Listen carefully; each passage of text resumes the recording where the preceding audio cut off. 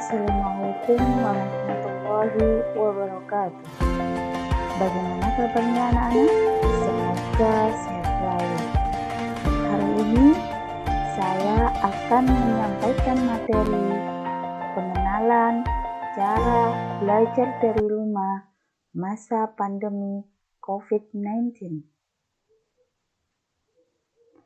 Perkenalkan, saya Bu Nurul Mahfudho, GPAI SDN Tanggungan Gudo.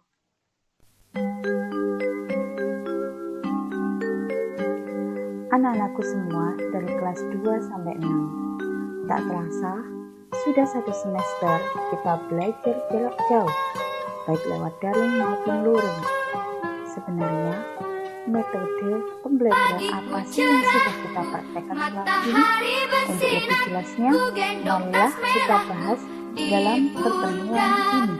Selamat pagi semua, ku nantikan dirimu di depan kelasmu, menantikan kami. Guruku tersayang, guru tercinta, tanpamu apa jadinya aku.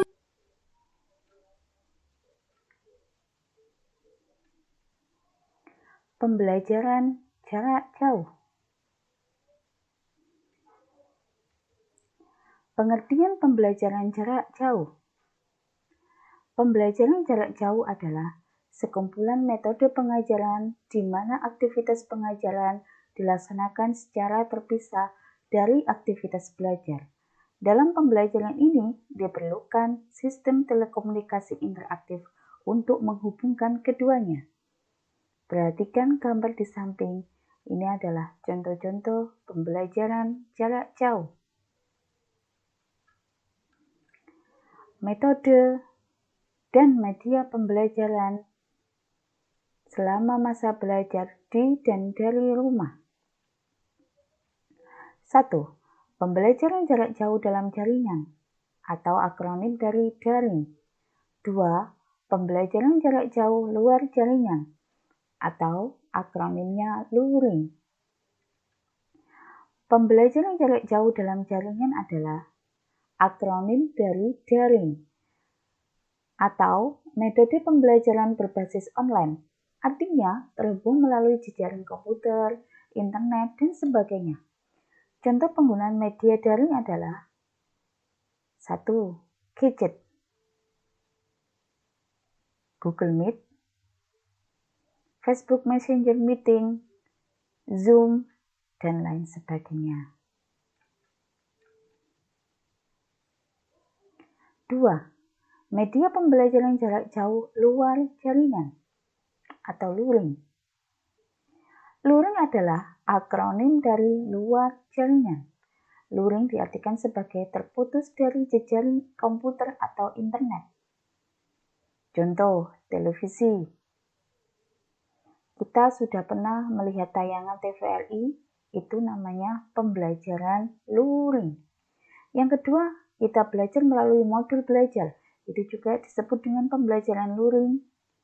Radio, alat peraga, dan lain sebagainya.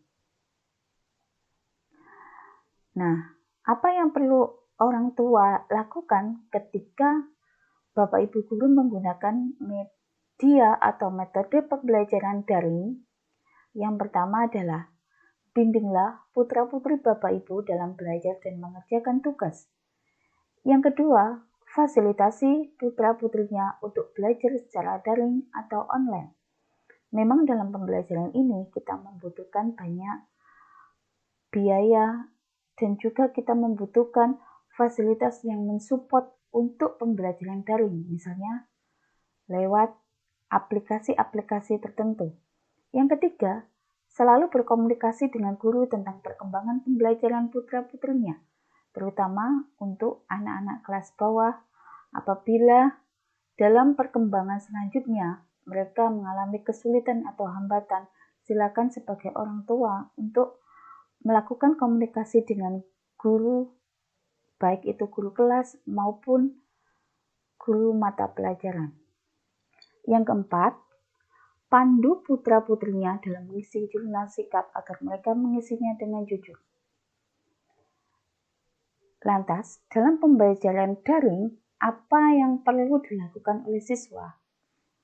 Yang pertama, bacalah basmalah dan doa sebelum belajar dengan khusyuk. Yang kedua, isilah absen pada link yang sudah tersedia. Apabila memang dalam pembelajaran itu diperlukan absensi. Yang ketiga, bacalah setiap instruksi dengan cermat dan teliti. Jangan sampai setelah mengerjakan baru membaca instruksinya. Yang keempat, ucapkan salam terlebih dahulu ketika akan mengajukan pertanyaan pada guru. Ini apabila kita menggunakan Zoom.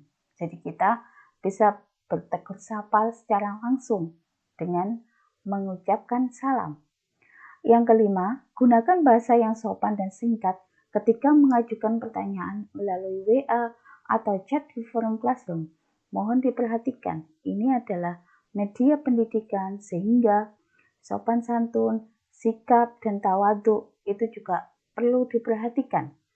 Yang keenam, pastikan selalu tugas kalian telah terkirim dengan mengklik tombol submit atau tombol tugas yang telah selesai apabila kita menggunakan media online Google Classroom. Nah, yang kedua adalah luring, adalah pembelajaran di luar jaringan. Apa yang perlu orang tua siswa lakukan? Yang pertama adalah bimbinglah putra-putri Bapak Ibu dalam belajar dan mengerjakan tugas. Yang kedua, serahkan tugas kepada Bapak Ibu guru sesuai dengan jadwal yang telah ditetapkan bersama. Kenapa harus orang tua? Karena bagaimanapun juga, orang tua perlu memantau, tidak melepaskan begitu saja. Yang ketiga, selalu berkomunikasi dengan guru tentang perkembangan pembelajaran putra-putrinya. Adapun yang perlu dilakukan siswa ketika pembelajaran luring adalah yang pertama, bacalah basmalah dan doa sebelum belajar dengan khusyuk. Jadi apapun tugas yang diberikan oleh guru hendaknya, walaupun dimanapun dan kapanpun, selalu utamakan dan kedepankan untuk selalu membaca doa. Apa tujuannya? Agar kegiatan yang kita lakukan diridhai oleh Allah. Dan yang kedua adalah agar apa yang kita lakukan akan memberikan hasil yang maksimal. Yang kedua, bacalah setiap instruksi dengan cermat dan teliti. Dalam pembelajaran ini misalnya, Bapak Ibu guru memberikan tugas lewat WA. Tolong diperhatikan tugas dan perintah dari Bapak Ibu guru yang memberikan. Yang ketiga, selesaikan dan serahkan tugas kalian sesuai dengan jadwal yang sudah ditetapkan oleh guru kalian. Tentunya setiap guru punya deadline yang berbeda-beda.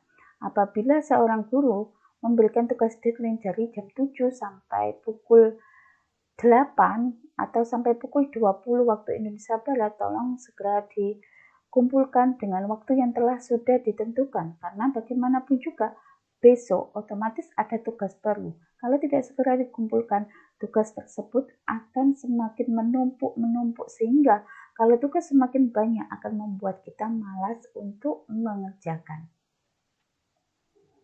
Wassalamualaikum warahmatullahi wabarakatuh. Semoga bermanfaat. Terima kasih. Hanya ini yang bisa saya sampaikan. Semoga memberikan manfaat dan memberikan nilai yang positif dan menambah pengetahuan baru buat kita semua, khususnya sebagai anak didik, biar tahu apa sih pembelajaran yang selama ini